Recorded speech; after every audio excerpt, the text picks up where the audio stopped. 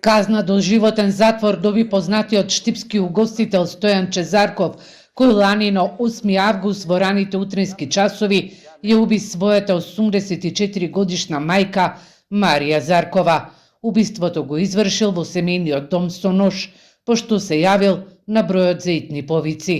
Судечкиот судија Сашко Георгиев во Основниот суд во Штип на денешното изрекување на пресудата рече дека станува збор за најтешко кривично дело убиство, а заштитата на човековиот живот има апсолутен карактер и животот е природно човеково право.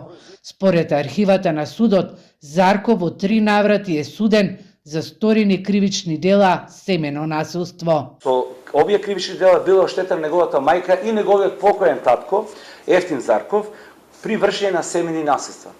Симптоматично за овој суд, овој совет е тоа што со овие пресуди, во 2 пресуди од претходно, исто така Стојанче се заканува со нож со сечиво од 15 сантима кон неговите родители.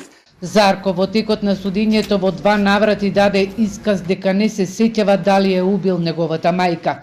Пресудата беше објавена во негово отсуство, кој е во притвор во затворот Куманово.